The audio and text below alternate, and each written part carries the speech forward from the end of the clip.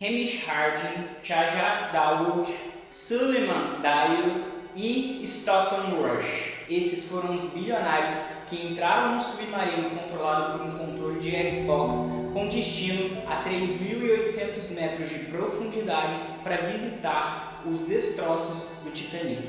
Ok, até aí eu tenho certeza que todos vocês já sabem disso tudo, mas e se eu te contar que existe outro ponto de vista sobre isso tudo? E se eu te contar que talvez as coisas não sejam da forma com que a mídia tem dado a entender e da forma com que todo esse cenário tem se apresentado? Hoje eu vou dar a minha opinião, o meu ponto de vista, e eu tenho certeza que vai ser um pouco controversa essa conversa, mas eu posso te abrir uma nova perspectiva a ver esses fatos todos. Fica comigo que essa é a opinião do fundador.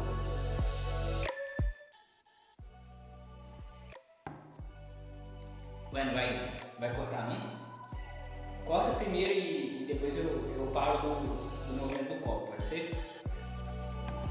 Aí depois você corta essa parte aqui, tá? Galera, vamos lá, tá? Em 2021, só para vocês terem uma ideia de como essa história pode ficar um pouco mais complicada do que toda a mídia, todo esse teatro midiático vem tramando pra gente. Em 2021, um alemão chamado Nigel, não sei se eu estou falando certo, ele entrou no submarino e fez essa expedição como um teste, tá? Ele foi a primeira pessoa a pagar por essa viagem, digamos assim, e visitou o submarino, viu o Titanic e tudo mais. E eu vou ler para vocês o relato que esse cara deu na época, lá em 2021, sobre a expedição e sobre a equipe, o preparo do submarino, dos equipamentos e tudo mais.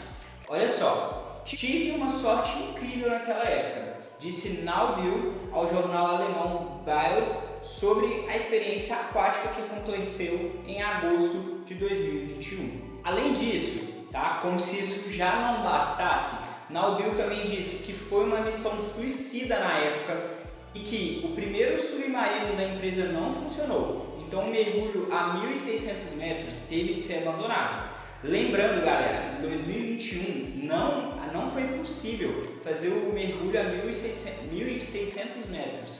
Pensa só, em 2023 a tentativa da missão da Ocean Gate era visitar 3.800 metros. Era mais que o dobro da distância que ele não conseguiu fazer em 2021. Então a história começa a ficar estranha a partir daí. Vai vendo que o negócio complica um pouco mais. Lá em 2021, esse alemão que visitou o fundo do mar e tudo mais, ele disse também que o suporte do tubo que dá sustentação ao submarino rompeu. Então esse foi um problema que ele teve lá na primeira vez que ele visitou. E aí, como se não bastasse, eles amarraram esse suporte com gravatas. Os caras literalmente tiraram a camisa, tiraram a gravata e amarraram um equipamento do submarino que é para dar sustentação para poder realmente fazer a expedição funcionar. Só para vocês verem o nível da coisa, eu nem cheguei em 2023 ainda. Espera só que o negócio ainda piora mais. Nessa época, o grupo que ia fazer a viagem junto com o Nabil teve um atraso de 5 horas. Isso por causa de problemas elétricos, que é justamente o que se imagina que aconteceu com o submarino nesse ano, o que está acontecendo agora. Os especialistas afirmam que os problemas elétricos podem ter sido a causa de realmente o submarino ter desaparecido e tudo mais. Então, veja que tem uma correlação dos problemas anteriores com os problemas atuais que estão acontecendo desse desaparecimento agora. Agora vamos pensar um pouco no submarino Titan, que foi usado durante essa última expedição onde ocorreu o desaparecimento. Esse submarino foi feito com fibra de carbono de 5 centímetros de espessura. Eu não sou um especialista em fibra de carbono, pessoal. Eu tenho certeza que vocês também não. À primeira vista, 5 centímetros de espessura me parece pouco para ir a 4.000 metros no fundo do mar. Tá? É só você parar para imaginar, por exemplo, um submarino de guerra, um submarino da Marinha de Guerra americano. Tá? Me parece que as paredes dele são um pouco mais reforçadas do que 5 centímetros de espessura. Posso estar profundamente enganado, mas essa é a minha opinião, então eu me dou o direito de me enganar também, aí você tira suas conclusões. Mas olha só, além disso, a empresa afirmou que o limite desse submarino, o limite de operação dele, seria 4.000 metros. Só que essa viagem estava com uma programação de ir até 3.500, 3.800.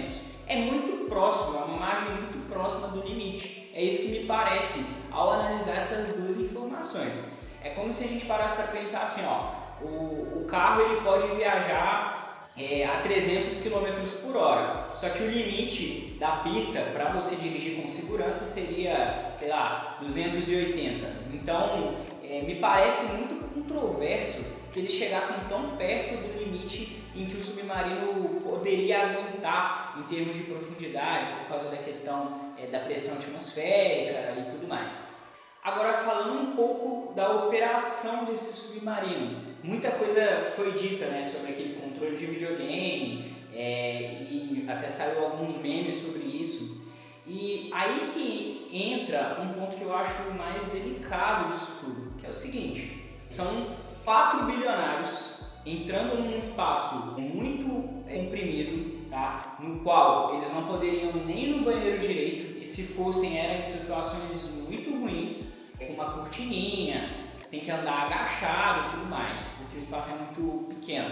Num submarino que não foi homologado por nenhuma agência de segurança e assinando um termo se responsabilizando em caso de morte. Eu não sei vocês, tá? Mas pra mim, vendo essa história assim, fica muito mal contado, pessoal. Me desculpa se eu estiver sendo meio teoria da conspiração, mas eu acho meio estranho, até por todo esse histórico de erros da OceanGate, que é a empresa que opera o submarino, os caras terem se submetido a essa situação. Eu acho muito esquisito que isso tenha acontecido dessa forma. E aí, uma coisa interessante também.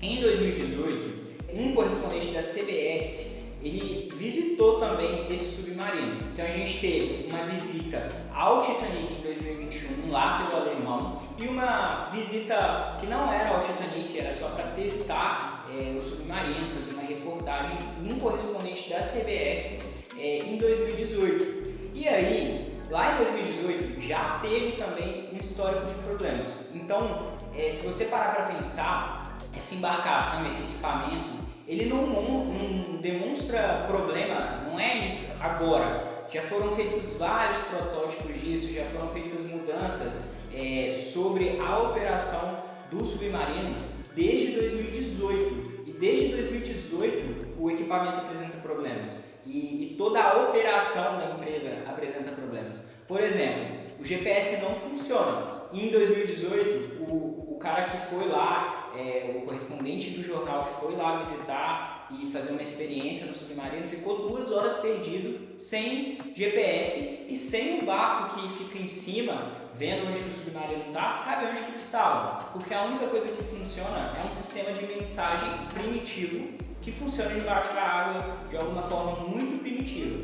Então, assim, eu não sei vocês, tá? Mas pra mim essa história tá muito mal contada e eu não me surpreenderia se isso tudo fosse alguma forma de, sei lá, burlar alguma coisa, ou se isso tudo fosse só um teatro, tá? Eu vejo dessa forma. Até porque o dono da OceanGate entrou dentro do submarino, o CEO da empresa entrou dentro do submarino. Vocês querem uma coisa mais bizarra que essa do que o próprio CEO ser dado como morto junto com os outros tripulantes? A pessoa que seria responsável por isso tudo também morreu, entre aspas. A gente não sabe de verdade se ela morreu. Diz a Marinha Americana, ela já reportou que nesse momento que eu estou gravando esse vídeo, hoje é quinta-feira, 8 horas da noite, a Marinha já reportou que os tripulantes morreram, assim como o piloto também, o piloto da Marinha Francesa, que todos eles morreram